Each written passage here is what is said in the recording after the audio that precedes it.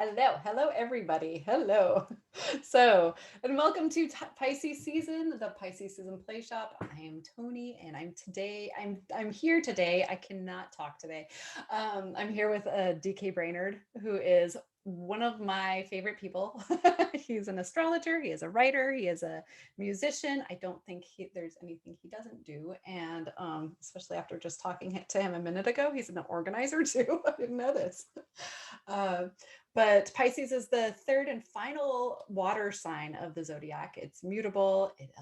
When things get real, they go searching. So that's a mutable sort of trait, and they're mutable water, which is feeling through life.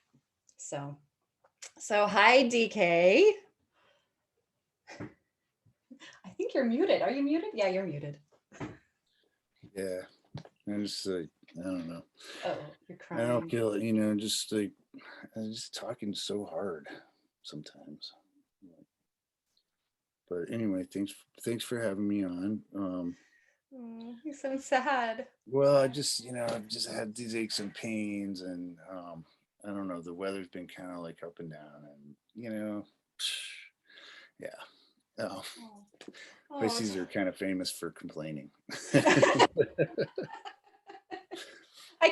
I couldn't be serious then. I know. I mean, This is not. You want to take some pull drugs? Yeah. Here, let me just fumble in here and hey. All right, everything's all great now. Yeah. So yeah, Pisces feel everything, right? Mm-hmm. I mean, and that's I think hence the whining. I remember I used to be on this Maria Shaw, who's kind of at least in the Midwest was a famous astrologer, and she and I met up somehow, and she had me on a few of her radio shows, and she had one of her sidekicks on this land-based radio in Saginaw, Michigan, I think, was whiny Pisces Matt. And I was like, I didn't understand the whiny thing. Like, what's up with that? Pisces aren't whiny.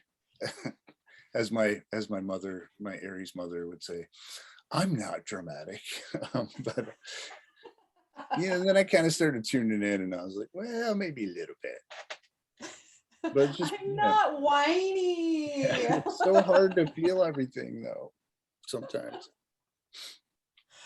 Oh wow. So okay. So So can you explain a little bit more about the mutability in the water together, and what that how that makes Pisces Pisces that, how that's signature Pisces?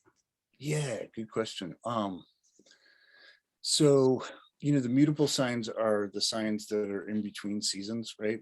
So and I mean, my wife and I were just talking about this yesterday, because the weather here in Tennessee has been like super cold, and then at least not in her head, it's just like a neighbor, and then then it gets warm, and then it's super cold, and then it gets warm again. And today it was like 78 or something, it's like 78 and sunny, and a few days ago it was like 30. So that's typical of the mutable signs, is that they encompass the season before and then the season that we're going into. And March comes in like a lion, goes out like a lamb, except when it's the opposite. And that's very mutable too. It's like, you don't know, we're very flexible. I mean, Pisces and all the mutable signs have a lot of ability to kind of change themselves and to fit the situation, to go with the flow. And then you throw the water element, and it's the last water sign. So I kind of, one of my astrology teachers, and my first astrology teacher, Caleb Grayson, he talks about the first 4 signs as being personal, the second 4 as being oriented toward relationship, and the last 4 as being oriented towards like a universal outlook. So I mean, it's easy for me to see that with Pisces, maybe because I am a Pisces sun, but there's this, I mean, Pisces is often called the psychic sponge of the universe. And it's like Pisces are which sensitive. means that life is really easy for you, right? Yeah. It's been a cakewalk, and you haven't had any problems whatsoever. I mean, yeah, as long as you don't run out of drugs or alcohol or mantra. Ways to escape, Right. I mean, so when I said Pisces, I'll go back to mutable in a sec, but Pisces and Virgo, I think all the opposite signs want the same thing. They just go about it in really polarized ways. So Pisces and Virgo both want perfection, believe it or not, all you Virgos out there. Yeah. Pisces says, hey, you can never make this place perfect. It's too chaotic, it's too heavy. It's so heavy, man. It's like, it's dense, it's just a lot of stupid people, a lot of stupid rules, like blah blah blah. So, but guess what? We can just transcend, and then we can merge back with the universe. Pisces excels at, and I think there's that mutability too. It's like, yeah, I can be here in this meeting, but as soon as somebody starts talking and I'm bored, this is me when I'm younger, like at work, right? It's like, I'm going right back to that beach where I'm hanging out with, the 3 supermodels and Tommy Woo on his yacht or whatever. That's a reference for you oldsters out there. Late night TV infomercial. Remember that guy, Tom Vu? He was like a real estate, scammer guy or something, like how you could buy real estate. Them too. It's like, oh. Yeah. This is like the little Vietnamese dude with like 3, huge Amazonian blondes and bathing suits on his yacht. Oh my gosh, I do. Yes, I remember that. Yeah. So I wish I would gross. have followed his advice back then. All right, what's Joanna said? My Pisces mom is beyond the chaos, and I'm like, let's embrace it. Yeah. So Virgo says, I gotta fix all this stuff, because Virgo is an earth sign, and Virgo is like really anchored, in the material world, right? So, but Virgo wants to create perfection by just saying we can use the mind to go into matter, and we can organize it, clean it up, and do what's most efficient. Anyway, so yeah, mutable water. I mean, I feel like, you've even got it in the symbol with the 2 fish, right, going in different directions. It's like there's this inherent sort of duality with Pisces, as there is with all the mutable signs, Gemini, Virgo, Sagittarius, right? They're all double-bodied, bicorporeal, is that what they call it? Yeah. But I think where with Pisces, it's like we don't really, and Aquarius, all right, I'm all these things are coming in, but Aquarius, the next to last sign, it's an air sign. It's not mutable, but I think Pisces and Aquarius both have this characteristic of being partially in the future, or from the future, and so Pisces is like excels at being able to morph and travel and mutate and go into all these dreamtime places that a lot of the other signs, can't access so easily. And when it's working well, Pisces brings that material back into the world. Pisces tend to be really creative. I mean, they're almost always artists of some sort. And, they'll bring it back in, and maybe through picture, photographs or art or cinema or whatever, like working with crystals or, things like that, jewelry, whatever it is. But they'll bring these ideas in, or these feelings in, and that's when Pisces is working well, it's not drunk, and it's able to go, into the, yeah. Well, I mean, because that's, it's like such an, I know you want to talk about Jupiter, Neptune in a little bit. There's all this list there's this list of D words that go with Neptune, which like dissipation, drunkenness, drugs, dissociation. Yeah, disillusionment, and it's kind of all these ways that that Neptune and Pisces will try to escape from reality, right? And take a shortcut to get to that transcendent place. So yeah, I don't know if I answered that question very well. I mean, I feel like, because my ascendant is Pisces, so I totally relate to all of that. Even, from being a child, it was funny because like when I was a child, my dad had weed trees, and that was they were my friends, and so I'd go in there and I'd play in there, and I just remember the smell, and I was just like, you guys are my friends. And and I was a really spacey kid, so you can imagine. That was kind of the outlook on life that I had at the time, and it's kind of stuck with me. So I get that. I get that. And I feel like what you were speaking to with that, you started talking about the Neptunian influence with that Neptunian rulership. Oh, we So got some good Pisces. We got some Pisces fans in the, that's we so do. great. There's a lot of Pisces folks here. Yay. Yeah, Yeah. Pisces represent. So yeah, my sister was super creative, so laid back about everything. There seems to be a fluidity and flexibility once you can get a handle on the energy emotions. It's so much easier to navigate. And yeah, Man, and yeah. it's funny because it seems to like that's something that I feel like it's it's not something you master, Yeah. is it? Well, it's not something that goes away, No. right? Yeah, that you get it so it doesn't affect you anymore. Right. Yeah. I It's feel not like, yeah, something that, totally. I totally feel like that's true. yeah. Um, but yeah, I mean, typically like it's interesting too with sun, moon, and ascendant, because I think with Pisces ascendant, there in some ways you can work with it on a different level than with the sun or the moon. Mm. Um, and I'm that'd be an curious to hear interesting, more about that. yeah, that'd Yeah. be an interesting Let's conversation to talk have. about that. Well, because your sun is going to be the energy of your chart. It's going to be the motor, right? And the ascendant is sort of the projector or the, sometimes I think of ascendant as your shop window. It's like you got your shop and maybe you sell car parts or you make, leather purses or something in your shop. But you could have like just, Scorpio, right? You could have like a black curtain that's just, no sign, maybe just a symbol or something. It's like only the initiates can come in here, right? Right. Um, you know, like Aries or Libra, maybe you've got like this kind of like, bright, like boom, it's all working together, but it's like hitting people when they walk down the street, one of the cardinal signs, right? And then Pisces, it's like, wow, it probably changes, every day. And so some people see this part of aspect of the shop and they're like, yeah, I don't want to go in there. And then other people, see this. But what all of them are going to see on some level, typically with the Pisces ascendant, Pisces rising, is, oh, there's some juicy energy in there. And I think that's the thing with like Lisa said, it's like getting a handle on the energetic, emotional, psychic sponge piece is really important for any Pisces, sun, moon, or ascendant, because we're like absolute magnets for energy vampires. And for people who have a lot of shame and a lot of fear and, Pluto type stuff that they don't know what to do with. And they're like, oh, look at that soft, malleable, mollusky kind of creature over there. I'll just dump it on them. They won't mind.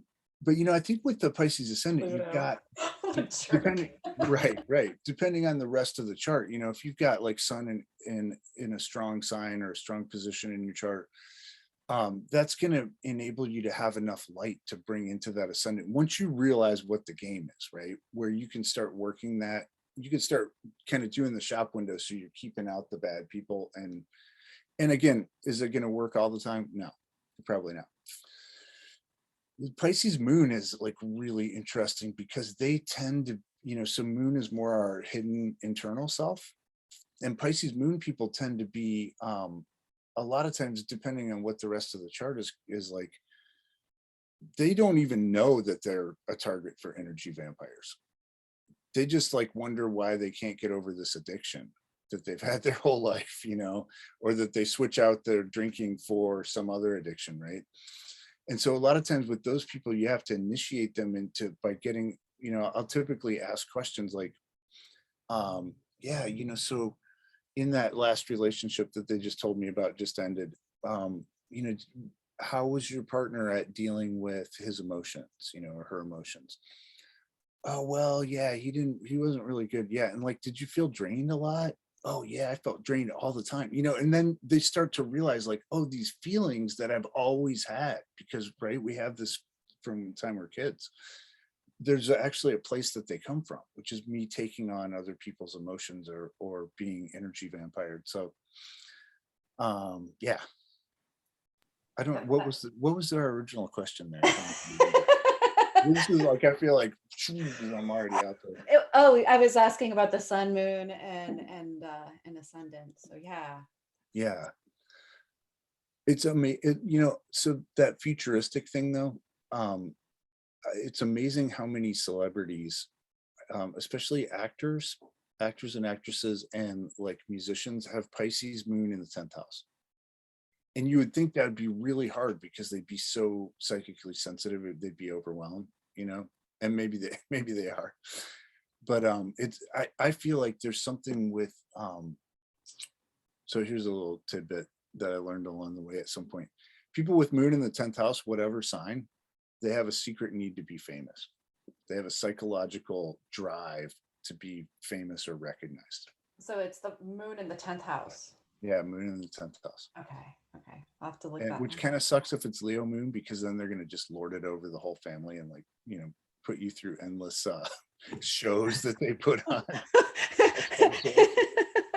So many puppet shows. Not speaking from experience about anybody I know. My son is like moon in the 10th house in Leo. Oh, is he? Yeah, because I remember you saying something like, yeah, he wants all of the toys and all of the land. yeah. And he's a total comedian, and he's actually really funny, but he will not stop trying out his material on you. You know, if you live with him, man, it's like you gotta just get ready. But make it stop. Yeah, I think with the Pisces moon thing, the reason why a lot of like these celebrities have that is that they have this ability to kind of feel into the future and know what people are going to want next, and then they show up with it. You know, it's like, oh, everybody's going to be listening to EDM in the next couple of years, and none of the rest of us even, you know, noticed like that genre of dance music, right? But this Pisces singer, you know, is like, oh yeah, I should just write some EDM stuff, and then boom, you know, they kind of. That's so interesting. Yeah. I'll have to look at that. Oh wow, I was looking at Lily Tomlin's chart just recently. I think she's also got moon in the 10th house, and that was an interesting chart to look at. So, and so so Neptune are you team Neptune, team Jupiter, or co-rulers? So Jupiter is the traditional ruler of Pisces. Neptune is the more modern version. So what are your thoughts? I don't know. How do you feel about that? How's that for Pisces response? I'm like, I don't know. I just kind of get. People always make jokes about Libra, you know, like being like, where do you, hey, let's go out to eat. Okay, where do you want to go? I don't know. Where do you want to go? Go? That's it's really, I'm a Pisces, and Tatiana's Pisces rising. We have those conversations like, you know, well, really, you don't care? No, I mean, I don't really care. Do you care? No, I don't care. So, all right, let's just yeah. It's so funny. Kim's Virgo, and so she's just like wants to, you know, and she's also got a lot of Libra planets, and I've of course Libra as well. So we can't ever decide on anything. She's got Pisces moon. I've got Pisces ascendant. Oh man, nothing ever gets done. Yeah. What do you want to? I don't know. I'm just gonna pass this to you. Well, I'll pass it back to you. Okay. Yeah. Okay, so Jupiter, Neptune. I mean, I'm a Jupiter guy. Jupiter. Yeah. When I think of Jupiter, I think of the hubris, you know, and I think of just like big energy, expansion, which I can see in Pisces. Yeah. Usually Pisces just went over my ascendant, so I'm having a hard time with my with all this too. I'm like, what's going on? I mean, I think we all are since 2020, you know. Yeah, you know, so I'm kind of a traditionalist in some senses, in the sense that I feel like the traditional planets out through Saturn, they really work in the chart, especially if you start getting into progressions, you know, because the outer planets just don't move that much. And so, you know, it's like you progress somebody's Jupiter, or, you know, and you're going to see motion over a couple of decades, right? And it'll actually probably change signs or go retrograde or go direct. Whereas Neptune and Pluto especially can basically sit in the same 2 or 3 degrees for like 40 years, you know. So I think there's a solid argument for using the traditional planets, and usually almost always when I'm working with rulerships, I use the traditional planets. But I don't discount the outer planets because they work. You know, they work as long as you don't push them too far out of their comfort zone. because they're pushing us out of our comfort zone. And I feel like that's what the outer planets exist to do. It's like, they're not going to be your friend. You may be able to make some kind of truce or make peace with them in some way. But, with Jupiter, even if you put enough energy into Jupiter, you can change the expression of Jupiter in your chart. With Neptune, good luck. You have to, I feel like the outer planets demand that we shift or we transform. But I think they're both valid. I think they're both problematic. I mean, honestly, like, Jupiter is supposed to be the great benefic, and I do believe that he is. But I think there's that expansion thing, is like, Jupiter is really strong energy. And even if you look at Jupiter mythologically, right, he's kind of a problematic character, Oh yeah. in a world Let's that's just not spread the seeds. right, right. In a world that's Let's not, just take what we want. Yeah. That's yeah, an in a world that's not like all, well, is it? Nah, it still is. But I was gonna say, that's not all about entitled, rich white men. But not at yeah, all. I don't know if anything's changed. We're not dealing But with that.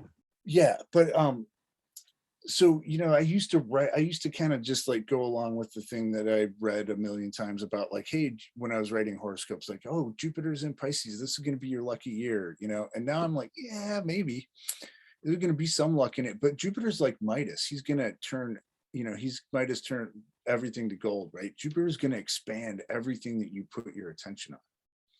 And so it's great if you're really coherent and congruent within yourself, and you're pretty enlightened, and you're putting your attention on what you really want and not what you're programmed to think you want. But it can be problematic otherwise. I do feel like Jupiter, there's a Jupiter thing which is more obvious with Sagittarius, fire sign, than it is with Pisces, water sign.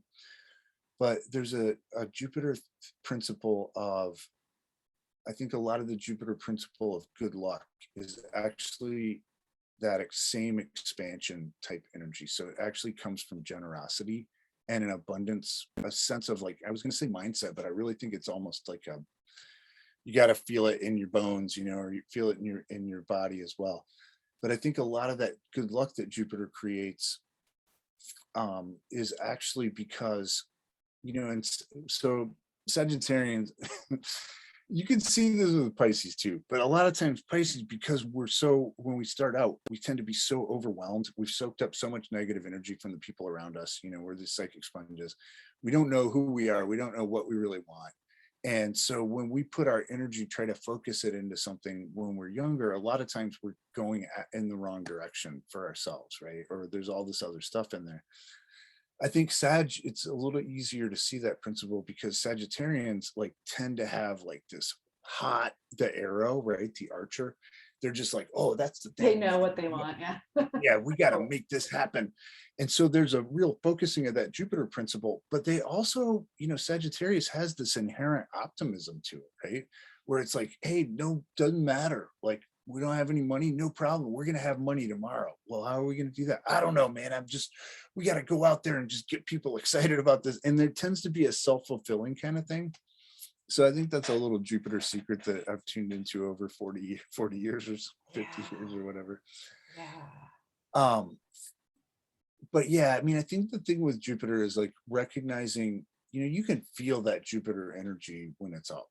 I mean, I can, like, when Jupiter went through the first 2 degrees of Pisces last year before he retrograded back into Aquarius, I felt that Jupiter sun, partly because he parked on my sun and then retrograded. But I was just like, man, this is how I want to feel all the time. I feel so good. I feel happy. I feel smart. I feel That's handsome. interesting Lucky. too. Yeah. And then when he came through and just whipped over my son in January, I was like, man, I didn't feel anything there. So there's an opportunistic kind of being ready for the moment with Jupiter. Neptune, I mean, I feel like Neptune is challenging for almost everybody. And I'm trying to think of anybody that I can remember who was really good at dealing with Neptune. Right. Well, and Neptune transits and like specific, like those are, I almost, I look at those and I mean, Pluto, I'm like, I can do Pluto. I mean, we know I can do Yeah. Pluto, but Neptune is, oh man, it's like, let's just completely shake up everything you ever believed in. And I mean, they all do that. All the outer planets will do that. Yeah. But Neptune in particular will make you go, what? Where am I? Yeah. What happened? I don't Yeah. recognize anything. And which way is up? I don't get it. Yeah. Yep. Yeah. Neptune, Neptune transits last for about 4 years too. I mean, effectively. Yeah, they're doozies. And when I remember like my Neptune Sun transit, I couldn't get anything done, man. I mean, I could do things, but I couldn't sustain anything out. If I was like, okay, I'm gonna like start this new program with my, astrology work or whatever. And it was just like I had to wait 3 years and then it worked. But yeah, but it was incredible for meditation. I go into the inner guide world, and I mean, it was so vivid. And a lot of that stayed with me, interestingly. So Neptune is kind of famously the planet of imagery, and is typically, I mean, I know so many Pisces people and Neptune in the first house people who are professional photographers that I've met over the course of my life. But it's also, Which photography, like pictures, are totally Neptunian. It's like it's just an image of something that once happened that's not even real. It's right.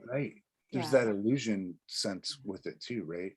And so I think the thing with Neptune is it can be a beautiful illusion, or it can be a disillusion, or a foggy kind of negative illusion, but it's always going to create some effect that looks real but isn't. I mean, good Neptune question is like, is this too good to be true? Right. And even looking at those transits can take away a lot of what you once thought was true. It's like, oh, all of those beliefs I once had, they're not, like, oh, this is completely rocking me. Yeah. And so that's like that I mean, Pisces in the 12th house are not the same thing, but they do share, I think, some of that energy of self-undoing. And so you can do the process of self-undoing by becoming a drug addict or an alcoholic, and like, you're literally dissolving Neptune, your body, right, your insides. And you can do it by meditating, or going, really being, I mean, by the way, when I use meditation, that's a broad framework for me. I mean, walking to me is meditation, playing my guitar is meditation, preparing charts is one of my favorite all-time forms of meditation, like just writing down the glyphs and stuff. But there's, I think what Neptune's always trying to do, that's my dog. Sorry. What Neptune's always trying to do is trying to, and I feel like all the planets as part of a ultimately loving universe are trying to help us, and sometimes it doesn't feel very pleasant, right? But Neptune's trying to dissolve us out of our false self, like the egoic self that we created as kids, in response to whatever we were dealing with our family system, etc. And Neptune's trying to dissolve us out of that and back into communion with the great Pisces ocean of existence, right? But those transits they're uniquely trying, I think, because our society is so not set up to handle it. No. We're so like everything, it's such a materialist society that those Neptune transits can be really hard, because it's like, what are you doing? Hey, Tony, what are you doing over there? Like, you're not doing anything. How come you're not producing anything? You just like wandering around with this like silly smile on your face, or complaining. Look at you there. Yeah. You need some, let's shake this up a little bit. Yeah. Right. Yeah. So Yeah. So Team Neptune then? I don't know what team I'm on. I'm on whatever team will have me. It's just so funny, because when we were talking about Jupiter, it's like every single time Jupiter would move, there was that Pluto Saturn Jupiter, the bros just all hanging out, you know, and then every Yeah, time Jupiter would come in, it's like, ooh, it's another wave of, another outbreak, or, we're going to lock down again. Or, it was like just expanding or not intensifying, but I mean, because I mean, Pluto was involved as well. But I mean, there was just like yeah, every single time it was like, let's make this bigger, let's make this more complicated. And so I thought, well, yeah. there's Jupiter, like not a not so pleasant side. Yeah. Yeah, and I think I'm gonna close the window real quick just to cut down on the Sure. ambient noise here. Um, I I feel like this month is going to be really interesting. So we've got Sun Jupiter tomorrow. Mhm. So that should be really positive, right? But it's also in Pisces, which has this kind of dissolving, non-specific making effect. But still, I mean, I would say that's a really positive energy. Then we got Mercury going into Pisces. We've got Mercury, Jupiter on the 20th. We got Sun, Neptune on the 13th, which are probably, of all the planets that don't get along, those are probably the two that I mean, I just feel like that I'd much rather have Sun, Saturn than Sun, Neptune. Because Sun is like, I'm bringing life, I'm bringing, like, I'm focusing the great cosmic rays on you, and then Neptune's like, yeah, watch this. Peace out. Let's not have any boundaries. We're Yeah, boundless. exactly. And then I think there's another one. Well, Sun, Neptune will be in, or yeah, so we got those two. And then Jupiter, Neptune. yeah, I feel like, yeah, Mercury, Neptune on Wednesday the Ah, 20th. yeah, That was the other yeah. one. Yeah. So I mean, there's all of these kind of conjunctions, or they are conjunctions, right? That if you kind of like look at them from knowing enough about astrology to be dangerous standpoint, which we all I feel go like that's through where and I'm at right now. I'm get like, sucked back into at let's be times. quiet. Yeah, yeah. No, no. I mean, it's like, it's like, how do we know what this? Well, those are good days to track, though, if especially if you've got anything in the middle degrees of Pisces, right? Because this is going to show you Sun, Jupiter at 15 Pisces, right? That's going to show you how to some extent, how you experience that degree or those degrees, or Jupiter and Pisces itself. Um, Mercury later in the month on the 20th, Mercury, Jupiter, that'll be a little, I think that's around 17 or 18 degrees, but same area, right? So now how do I experience it if the mental planet is activating Jupiter? And you can do the same thing with Sun, Neptune, Mercury, Neptune. But I think on a big picture level, this energy this month is like really ripe for putting out a lot of big theater pieces. Jupiter, I theater, like that. the Theater, storyteller. yes. Yeah. Neptune, the Arts. image maker, right? But often deceitful or disillusioning, or um so I mean, I think we're kind of seeing a lot of that right now on the world stage. It's like it's like, and I don't want to get into the whole like Russia Ukraine thing, but the fake news part of it, like how much stuff is just pure, like being pulled from video games, and like oh, the same guy who was the first American who died in Afghanistan 3 months ago or 6 months ago is the same first American who died in the Ukraine now. Same picture, same Right. name. And it's Yeah, so interesting because that seems to be one of the things that just keeps coming up. It's like, oh, be careful. And there's a lot of warnings of be careful. That's not really something that happened this year. Look at the date, look at the source of what you're, yeah. before you go sharing it, just be careful because it may not be true. And so I feel like, yeah, there you go, Neptune. Yeah, yeah. And so, I mean, knowing that can be really helpful, right? Because we know enough about Neptune, to be dangerous to the illusion too, which is like, okay, if anything seems too like, wow, there was nothing there, and now all of a sudden there's this whole production. Maybe I should be suspicious, and maybe instead of getting sucked into that, right? And having my energy harvested by these people that don't care about me, they don't care about Russians, they don't care about Ukrainians, they don't care about anybody but themselves. They're probably not even people. I'm going to take a step back and be like, wow, yeah. I mean, I honestly believe that. I think there's some kind of parasitic, archonic, beings that are controlling real people. Maybe. Are they real? I don't know.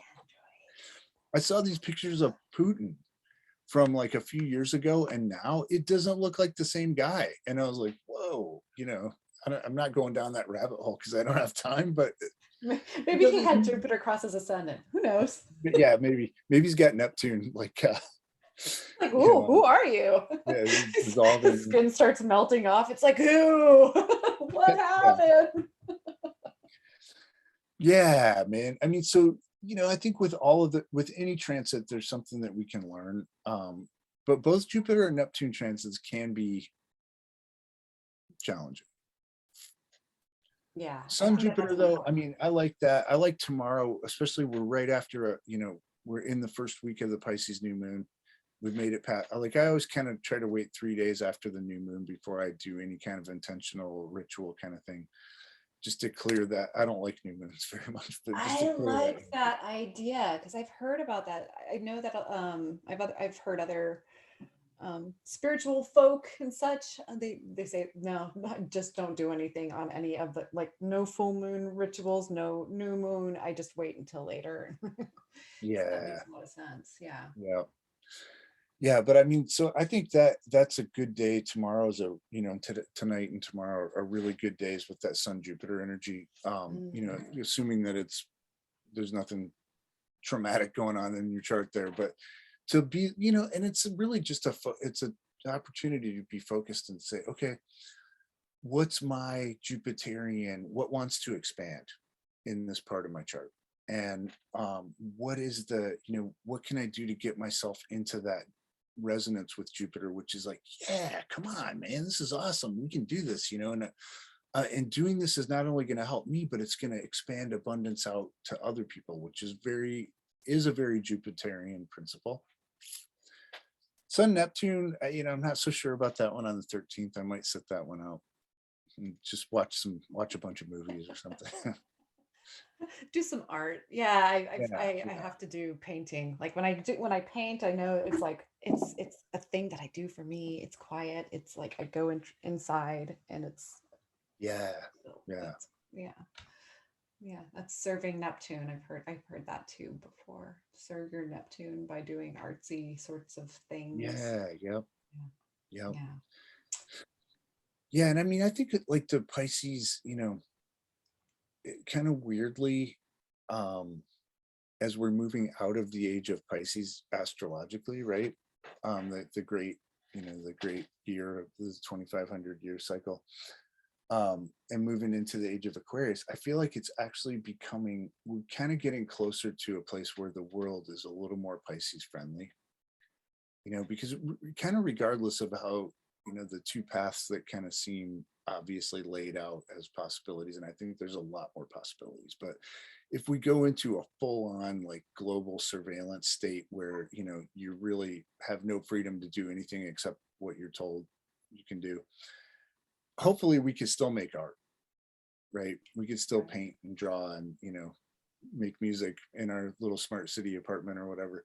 And if we go into a more freedom kind of like, let's recreate the world and get rid of all the pollution and get rid of all the the bad aliens or whatever, then it's going to be all about creativity, right? I mean, because there's enough abundance on the earth for everybody to have enough. There's plenty of energy, there's plenty of still animals and food and plants and rivers and all the great stuff, right? So I mean, I think and slowly people are starting to wake up and realize like, oh, my feelings are actually the key to everything. My feelings aren't bad. Like we were all shamed with that as kids, right? Oh my goodness. Oh yeah. Who here was shamed with that? Raise your hand. Yeah. Yep. Hello. Yeah. Looks like you were gonna say, oh yeah. I'm looking at my chart March hot date schedule. Not scrolling, not my phone. You're totally scrolling. Busted. Yeah. I love the sounds of the planets. I found them on YouTube and there's the sounds of the planets. That's fun to listen to. Yeah. Well, yeah. Those are cool. resemble each planet. Yeah, Neptune. I did a big painting of Neptune as well. Like I ended up painting all these different. It was a big giant canvas, and I ended up painting green Tara, and it just wasn't coming out, wasn't coming out, and then finally it just ended up this big blue like sphere, and I was like, oh, it's Neptune. Check that out. Well, that came through. That's really Was that nice. during that transit? It's funny because I've been through it. I had a Neptune square and then Neptune my went over my ascendant, and so it was just kind of, yeah, I mean, because Neptune's been sitting in my first house, so Yeah. it's been like, what's going on? Yeah. What are you doing? Yeah, so interesting. Okay, so let me see what else I've got here. So that Jupiter Neptune conjunction then is yeah, that's what you're saying there. Yeah, I mean, it's in Pisces, which I don't know when the last time was that happened, but it had to be, I would think, at least 160, 80 Yeah, years. I think it was like the 18, like it was around the same time as the Civil War. Yeah. No, you know what? I think it was like around the time of the American Transcendentalist movement. With, Oh, Emerson and Thoreau and Walt Whitman.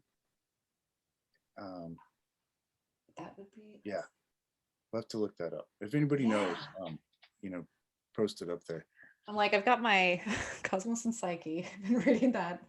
Yeah. I mean, so Jupiter, Neptune in Pisces, it's going to be really strong, right?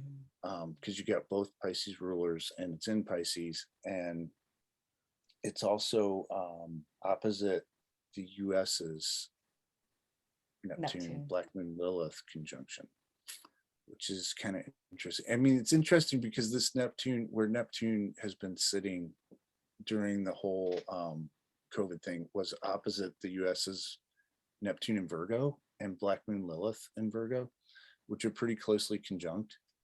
And I've been meaning to like dive deeper into that, but I don't know. Every time I've done it, I kind of have not had the energy. But I feel like there's something about. Could that be Neptune?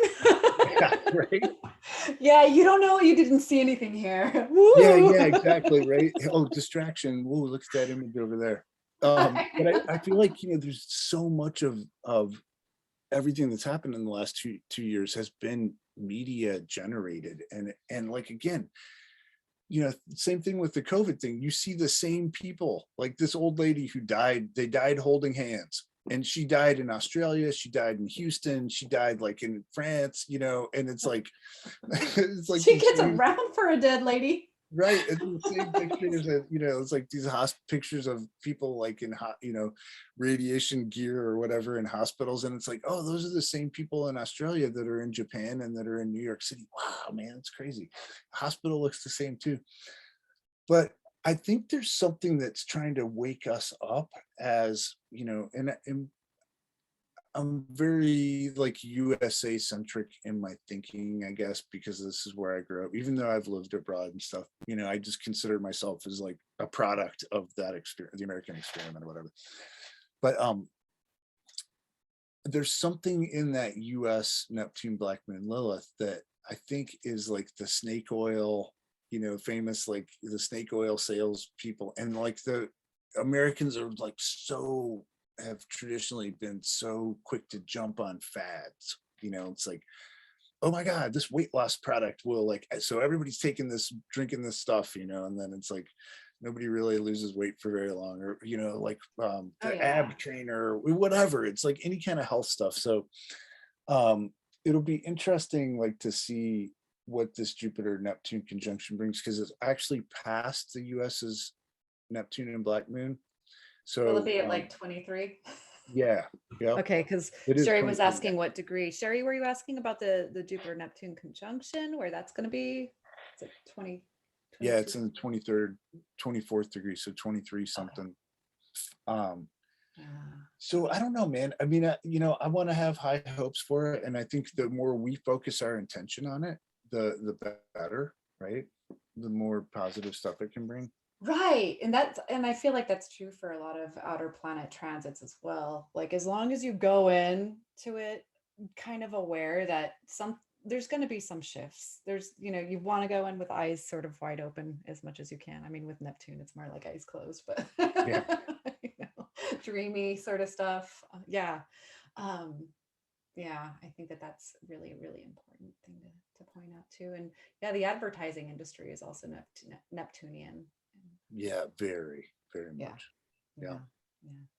Yeah. Yeah, and that's another thing that I thought was really interesting about the Pluto return. Pluto returned to the same spot Yeah. for the US, as Yeah. it was when the US was born. Um, and at the same time, that's when and Neptune was also at the 22nd degree, and I thought that was really weird. It was like 2022 Neptune was opposite Yeah. Neptune at the 22nd degree. I'm like, what does it mean? Yeah. Yeah. Yeah. I mean, and it can be like, we won't live long enough to have a Neptune opposition in our charts, right? So Right. nobody's experienced that here, but well, maybe you have in some past life where we lived It's hundreds of funny. years. I think my dad is actually going through that right now. Wow. Oh He yeah. actually is. Yeah, I think I'd have to like pull up his chart, but I do believe he's going through that as well as like the Uranus return, and like, wow. Yeah. Yeah, 84, 85. Yeah. Yeah. Sorry. Yeah, I got my numbers mixed up there, but you should ask him like, hey, what, Yeah. or just observe him, right? It's like, are things Yeah. clarifying here? And of course, no, not everybody's going to have that Neptune opposition. Is that true because of the orbit? Yeah, well, Neptune I think is pretty regular orbit. So if you make it to Pluto's 84, I not think though. you will have it. But I think there's Neptune can disillusion us from the disillusion, if that makes sense. So it's like if we go within, and really like do that serve Neptune thing, like don't try to force stuff to happen in the outer world as an individual, just do art, like take pictures, look at pictures, look at the pictures in your mind, do meditate, tune into the inner world. And then, that's going to help us dissolve out of our fake personality, fake, our ego self. So as a country or a nation, and it's interesting because nobody uses the chart for the actual US country being the government, right? We all use the chart for, I've never seen anybody use 1789. Right? Do you know there were like 13 presidents or something before George Washington? I didn't know this. See, I'm so glad you're here today. But my son got like super obsessed with the presidents, and it's like there was a president, I want to say every year from 1777 or whatever until 1789, when the actual US entity was kind of formalized as we think we know it today. I don't know what we know. Oh But yeah, man, I'm gonna go on a so I'm gonna go down that rabbit hole later on. it's all about conspiracy theories, man. I mean, how much, it's like, that's my kind of fun viewing now. Is like, what else do I not know about history? What else have I been told that's wrong? And like, oh, that's really interesting. I don't know if I believe it, but kind of makes sense. But yeah, so there could be this disillusioning thing because so much of what we think of as reality is curated, and it's really like a show, right? And so I think that's one way that Jupiter Neptune conjunction is already playing out. I mean, I think we're already seeing it. I think a lot of people are they're disillusioned with being constantly disillusioned, if that makes sense. Oh, that's so interesting. A lot of people aren't, but Right. 'Cause there's a lot of just like, like the propaganda that can be a piece of that Jupiter Neptune. I don't know. Am I phrasing? I might be phrasing. no, I'm not for me. Okay, good. Yeah. And so, wow. So it seems like there could be, on the one hand, there could be just more of this, like, let's try and like, blow the smoke and, in people's faces. And people are just kind of like, no, I'm starting to wake up. I'm starting to realize that this is not Yeah. true. Yeah. I mean, let's hope, right? Yeah. Yeah. Because I mean, the more people that are focused on like, hey, we don't want war all the time. Who wants war, right? Yeah. I mean, who wants to like see people being blown up or be blown up ourselves? And who wants to be constantly in a state of surveillance? I mean, nobody naturally, I think, wants that, right?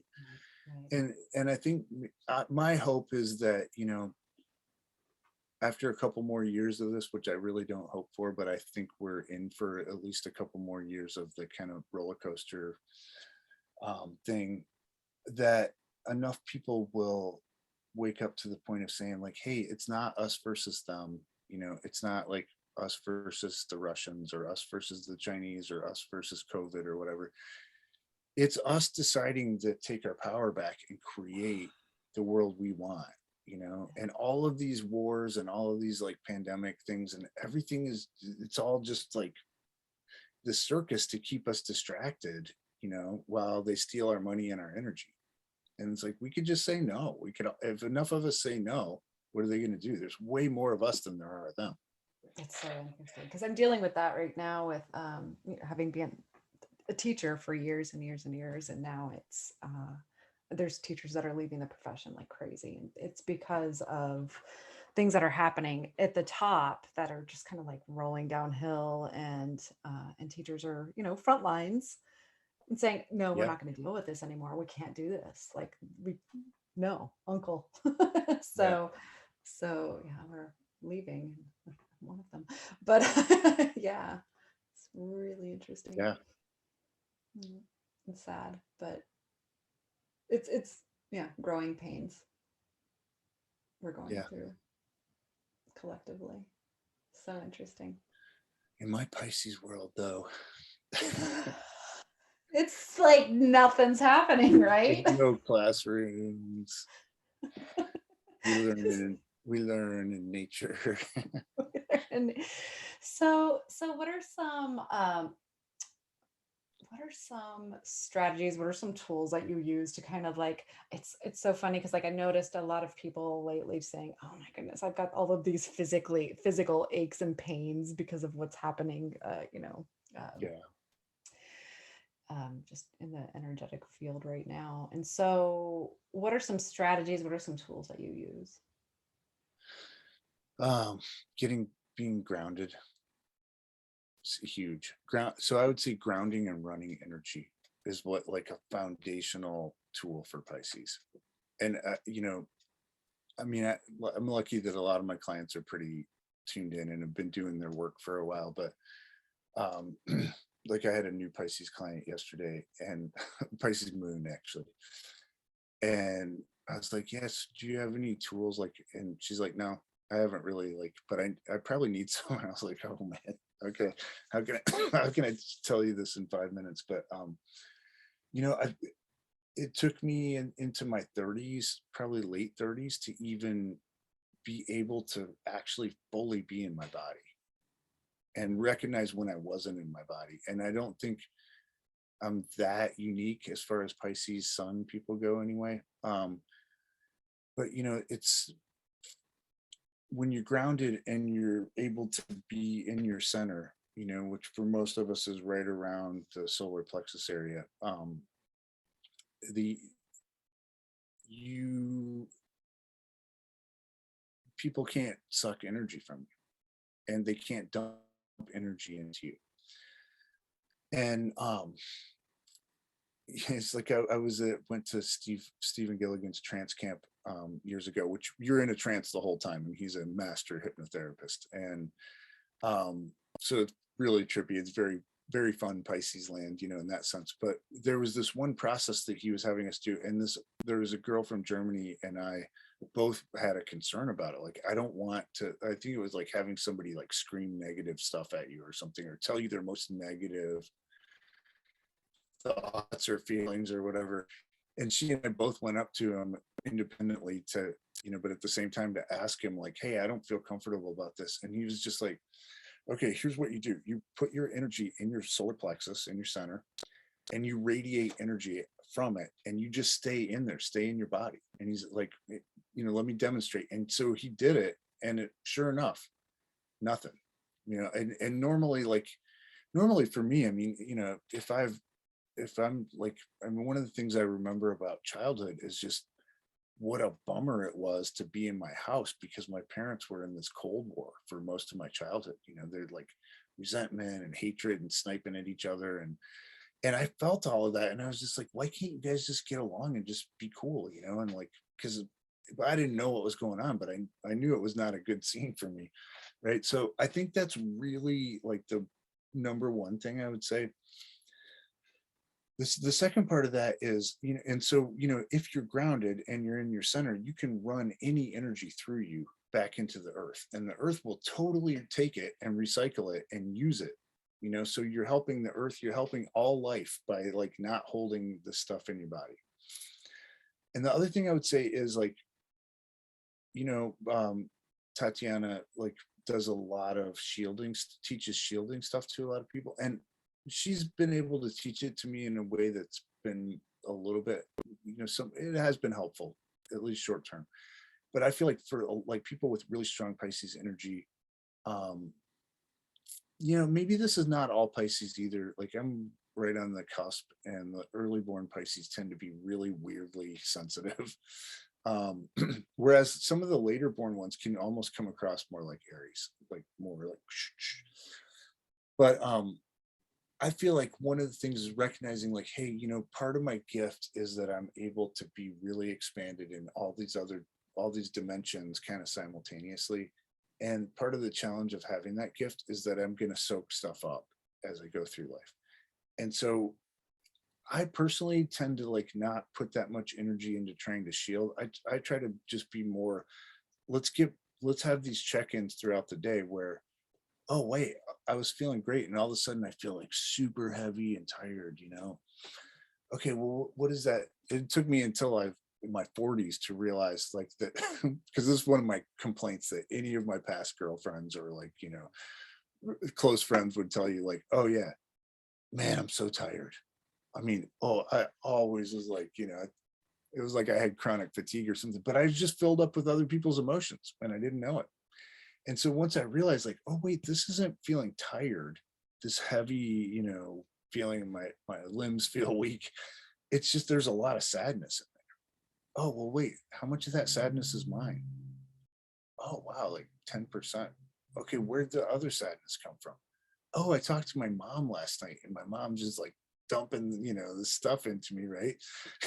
People are laughing. You just like, so I get grounded, I get back in my center, I can run that out of me in a few seconds, or I can ask like my guides or Jesus or, whatever kind of aspects of the numinous intelligence, higher self, creator that we're all part of, right? That we all are, to help do that. So there's lots of techniques for doing it. But I think the thing is just having the awareness that if you're Pisces, Pisces Moon, Pisces rising, you're going to pick stuff up, and you can also get rid of it just as quick as you picked it up. But you have to have that awareness to get grounded and be centered.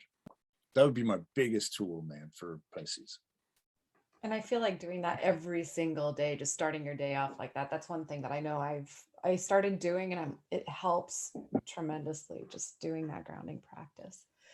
Yeah, because Pisces also is like really adept at astral traveling at night. Yeah. It's kind of where I want to live right there. Right. I mean, yeah, it's like, why not go there? The only reason is like you wake up and you're just like, oh man, I got enough sleep, right? But like, what? I'm kind of tired. What am Yeah. I doing? Yeah. It's because you just went back up to the ship and got experimented on. No. My belly button hurts. What's going on? Yeah. Did I get probed again? Damn it. I wasn't even awake this time. Yeah, right. That was my thing, is like, hey, if I'm going to be doing all this traveling, I want to remember it. I'm cool with astral traveling, but I don't want to just wake up and like, know I went somewhere and like don't have any idea what happened. Right. Just let me remember. Oh right. my goodness. You know what? I didn't put this in my blog about the sleep hypnosis thing I did, but I feel like I could tell you guys. I'm living in New Orleans. I'm living next to these kind of nice drug addicts, but still drug addicts. But I liked them, and one day this girl comes over and like sees me out in the back patio, and she just starts crying, and she's like, "You were in my dream last night and we were having sex in the shower and it was so beautiful." And I was like, okay. I don't know what to do with this. I'm glad it was really beautiful. I gotta go. I gotta go to work or take this phone call or something. But I was just like, man, I don't want to do that. If if I'm gonna have sex with a stranger in the shower, I want to at least remember it, right? I was single back then, and I was like, So it hasn't happened since then. no, I had this one other person who said I showed up in a dream or something, and actually a couple times, but it wasn't like sexual apparently. But I've started like doing this thing now every night when I made it part of my routine, that it's like, you can't go anywhere. My spirit can't go anywhere unless I remember it. So just stay here. You can get energy, but stay connected to the body, because my body. Oh, that's an important one too, is calling back. Yeah. Fragments that have been kind of out there, and I know that's an important one for me too. Yeah, I mean, for all of us, I think. And there's just so much in the world right now. I mean, we live at this incredibly, I think, really kind of a unique experience maybe in our species history. And we've had other, like, Atlantis and kind of some peak moments of like technological sophistication, but we're just surrounded by so many things that are all designed to pull our energy out of us and dissociate us. So especially for Pisces, is really important that we just got to keep coming back, keep coming back home. Yeah, put the phone down. Yeah. Spend some time in your own space, get outside. Gosh, I have to remind myself to get outside too. It's tricky, it's hard in our world. Yeah. So, well, all right, now that I'm in the country, it's a little bit easier. Oh man, I can't. Yeah, that's what I want to do. That's where I want to be. I'll just come live with you. I hope that's okay. Will you be my mother? Yeah. All of you guys, man. Let's like put our resources together and buy a few hundred acres and just do it. It'll be start the fun. Pisces world now. I'll be twirling in a field somewhere. Where's Right. Tony? Oh, she's over there.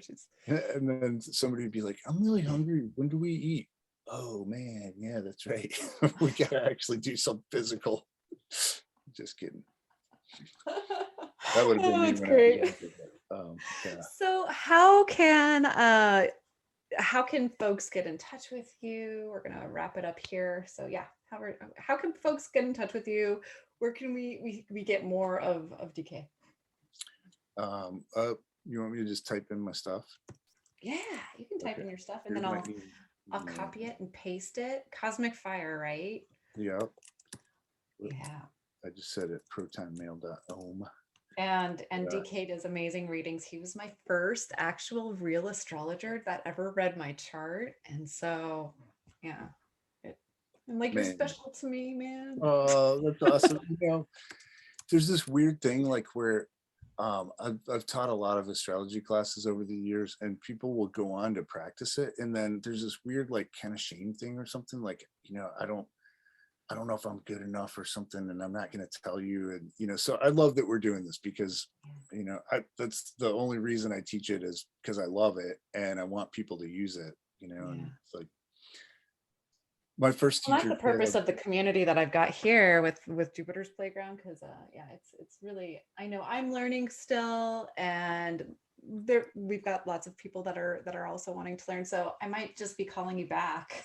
Oh, please do, man. I love it. This is super fun. Yeah, and I mean, I'm still learning. It's like it's a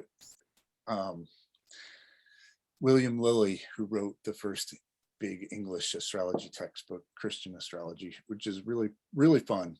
If you ever want to dig into some just, he has all these little tricks about things, and you got to kind of, takes a while to get oriented with the old language and stuff, but I'm gonna write that down. What is it again? Yeah, I'll grab it. I've got it over here. Okay.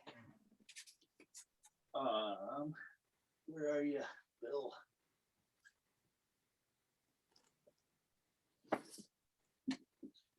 Yep. William Lilly, did you say? William Lilly, Christian astrology. Okay. Okay. That looks interesting. Yep.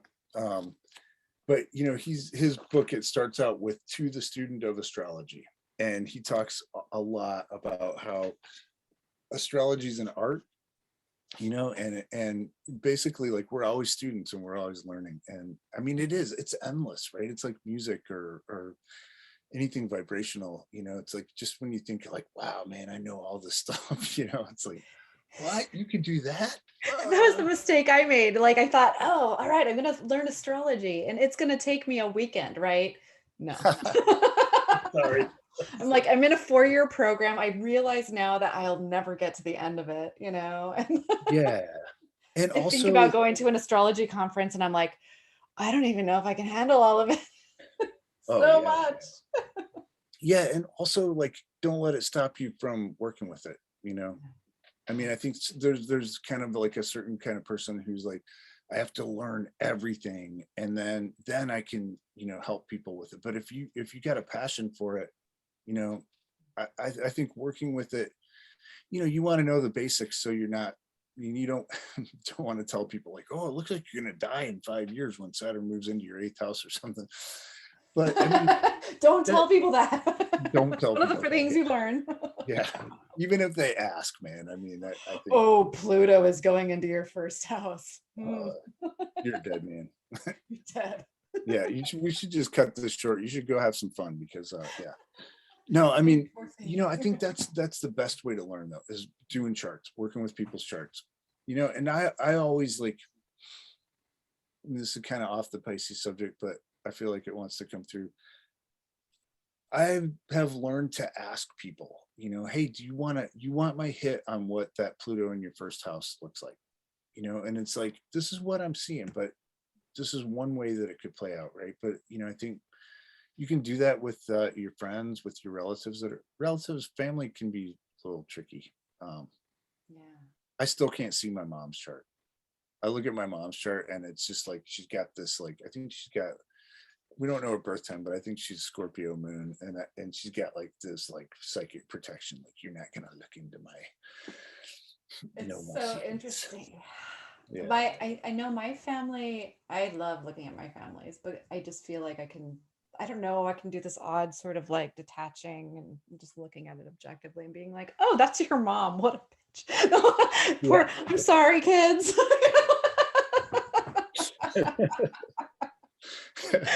There's a reason I'm there.